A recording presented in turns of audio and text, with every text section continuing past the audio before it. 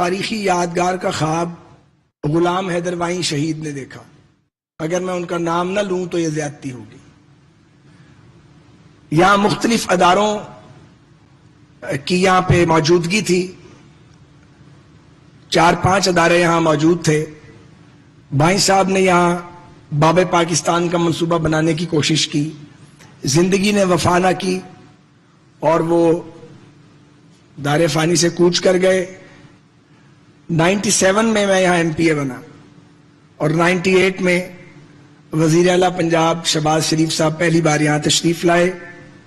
سارے منصوبے کا جائزہ لیا اور اس کو شروع کرنے کے احکامات جاری کیے. 99 میں ہم پھر رخصت ہو گئے اور جہاں کام چھوڑا تھا وہیں باقی رہ گیا. اس کے بعد آنے والوں نے اس منصوبے کا حشر کر دیا اور 110 کروڑ روپے سرکار کے ریاست کے خزانے کے اس منصوبے میں دفن ہو چکے ہیں.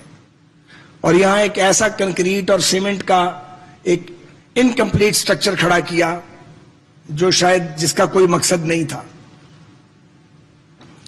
10 برس بعد ہم پھر واپس آئے اور 2008 میں وزیر اعلیٰ پنجاب میاں شہباز شریف پھر یہاں تشریف لائے اور انہوں نے فیصلہ کیا کہ یہ جو امپورٹڈ گرینائٹ یہاں لگے گا وہ نہیں لگے گا.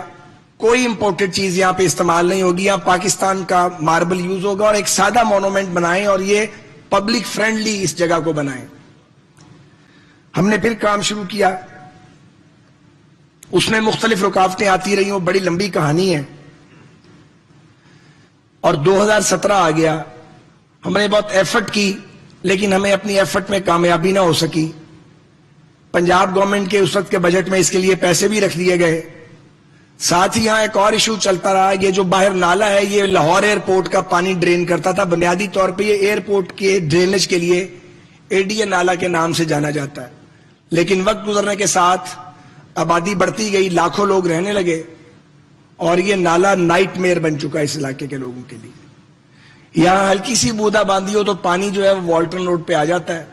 والٹن روڈ تباہ حال ہو گئی ہے. بیک فلو کرتا ہے, لوگوں کے گھروں میں جاتا ہے. یہ ایک بہت بڑا مسئلہ بن چکا تھا اور سرکاری خزانے میں ایسی کوئی گنجائش نہیں تھی کہ اس کو ٹھیک کیا جائے.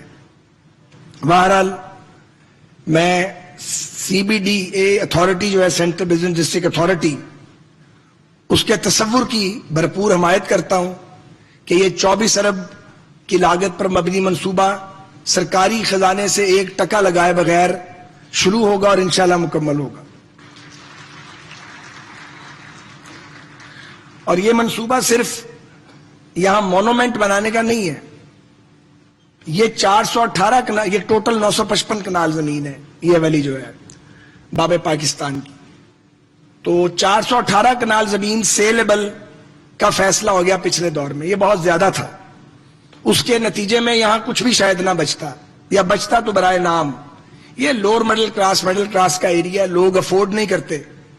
ان کے لیے سب سے بڑی سہولت یہی ہے جو یہ جگہ اویلیبل ہے, اور کوئی جگہ اویلیبل بھی نہیں ہے. تو وزیر اعظم پاکستان یہاں تشریف رکھتے ہیں. ان کی سرپرستی اور تعاون سے یہاں کالجز بنے ہیں, 40 سکول بنے ہیں, پارکس بنے ہیں اس پورے ایریے میں. پورے ایریے کی شکل بدلی ہے. یہ ایک کام نامکمل تھا. 25 سال تو ہمیں ہو گئے ہیں اس کی ایفرٹ کرتے ہوئے, لیکن آج کا دن آیا. بہرحال اب اس منصوبے میں جو والٹن روڈ کا نالا ہے یہ تقریباً انڈر گراؤنڈ چلا جائے گا اور یہ صرف رین فال واٹر کے لیے استعمال ہوگا.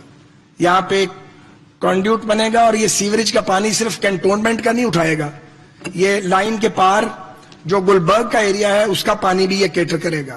اور جب یہ فیروز پور روڈ سے جائے گا کانا تک, جہاں ہڈیارا ڈرین کو یہ جا کے پمپ لفٹنگ کے ذریعے پانی ڈالا جائے گا, تو جو اس کی ملکہ آبادیاں ہیں وہاں کا سیوریج واٹر بھی اس میں جائے گا. ان کا ارادہ تھا 25 سال کی منصوبہ بندی کا.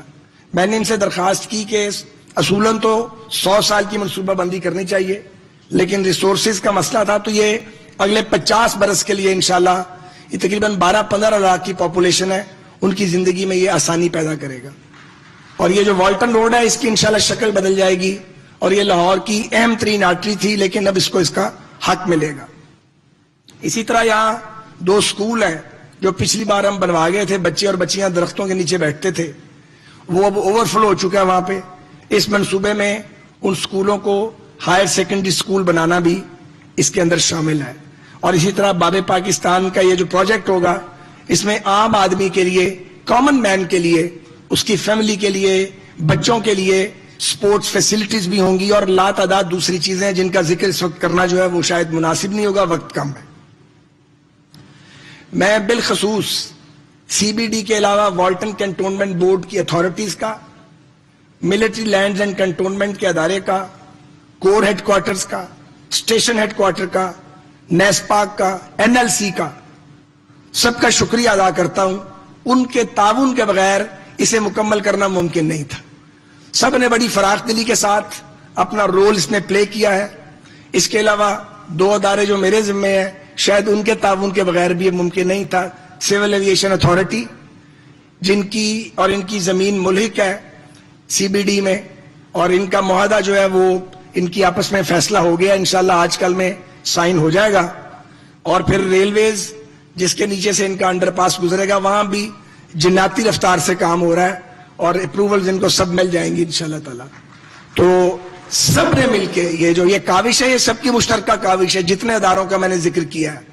اور اب یہ نیسپاک اور این ایل سی پہ ڈیپینڈ کرے گا کہ کتنی تیزی کے ساتھ وہ اس عظیم منصوبے کو پایا تکمیل تک پہنچا کے اپنی کیپ میں ایک اور وائٹ فیدر کا اضافہ کرتے ہیں. جناب وزیر اعظم, میں آپ کا, نگران وزیر اعلیٰ پنجاب کا, حکومت پنجاب کا, فیڈرل گورنمنٹ کا, اس کے تمام اداروں کا شکریہ ادا کرتا ہوں کہ سب نے مل کے اس کو ایفرٹ کو کیا ہے. اور میں یہ ضرور کہوں گا, اور میں سوچ سمجھ کے یہ بات کروں گا, پہلے میں سی بی ڈی کے جو منصوبہ ہے, جو سوچ ہے, اس کا اتنا حامی نہیں تھا, لیکن ان کے سی او سے میری ملاقات ہوئی, مجھے انہوں نے بات کی, ہمیں بات کی سمجھ آئی. ایسے منصوبے ملک کے تمام بڑے شہروں میں بننے چاہیے جو اپنے اخراجات بھی خود اٹھائیں, اور ان شہروں کے انفراسٹرکچر کے لیے سرکار کے خزانے میں پیسے بھی دیں, تاکہ لوگوں کو زندگی آسان ہو. اور ایک جو اپلفٹ ہونی ہے اس ملک میں, وہ اس کے لیے پرائیویٹ پبلک پارٹنرشپ جو ہے یہ بہت بنیادی اس کی اہمیت ہے. یا ان کے انویسٹرز بھی موجود ہیں, میں ان کو بھی خوش آمدید کہتا ہوں, اور ان کو یقین دلاتا ہوں کہ federal government C B D کے منصوبے کی مکمل حمایت کرے گی, سپورٹ کرے گی, اور آپ کو کسی قسم کی کوئی پریشانی انشاءاللہ نہیں ہوگی. شفاف انداز کے اندر انشاءاللہ تعالی یہ سلسلہ اور یہ نظام آگے بڑھتا رہے گا. پاکستان پائندہ باد.